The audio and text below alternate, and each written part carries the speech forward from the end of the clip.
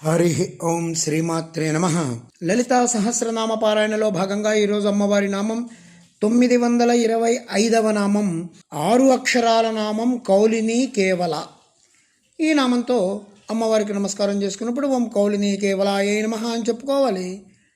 కేవలము కౌల జ్ఞాన స్వరూపిణి, కుల సంబంధమైన దాన్ని కౌలము అన్నారు.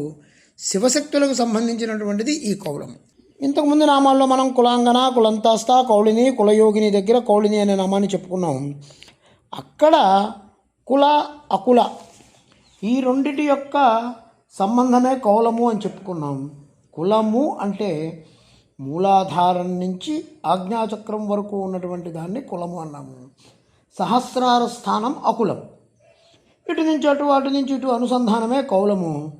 ఈ మార్గాన్ని తెలిసి చేసేటువంటి ఆరాధనని మనం కౌల మార్గం అని చెప్పుకున్నాం. అలాంటి కౌల మార్గంలో ఉపాసించబడుతున్న తల్లి కనుక కౌలిని, కుల సంబంధమైనటువంటి కౌలిని. అమ్మవారు కులస్వరూపిణి అని చెప్పి మనం తెలుసుకున్నాం కాబట్టి దానికి చేసేటువంటి ఆరాధనని కౌలిని అని అర్థం. కులము అనగా అనేకం చెప్పుకున్నాం. షట్చక్రాల కులం, ఇంచుమించు అదే భావంతో కాళిదాస్ మహాకవి కూడా కులం అనే దానికి అర్థం చెప్తూ తేజస్త్రితయం కులం అన్నారు. అంటే 3 తేజస్సులకి కులం అని పేరు అన్నాడు. ఈ 3 తేజస్సులు ఒకదానితో ఒకటి అనుబంధం కలిగి ఉంటాయి కనుక కులము అని పేరు. ఇందువన్నే రవిలక్షణం కులం. సూర్యచంద్రాగ్నులు ఈ మూడింటిని కూడా కలిపి కులము అంటారు. మూలాధారం నుంచి ఉన్నటువంటి అగ్నిమండలం, సూర్యమండలం, చంద్రమండలం ఈ 3 కలుపుకున్నా కూడా కులమని చెప్తారు. ఈ మూడింట్లో ఉన్నవి షట్చక్రాలు. ఈ షట్చక్రాలన్నీ కూడా శ్రీచక్రంలో 3 మండలాల్లో ఉన్నాయి కనుక అది కూడా కులమే.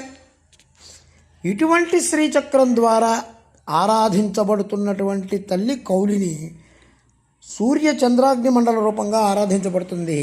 అలాంటి తల్లి కౌలిని కేవల. ఓం ఐం హ్రీం శ్రీం కౌలిని కేవలాయై నమః. ఓం శ్రీమాత్రే నమః. ఓం శ్రీ మహారాజ్ఞే నమః. శ్రీమత్సింహాసనేశ్వర్యై నమః.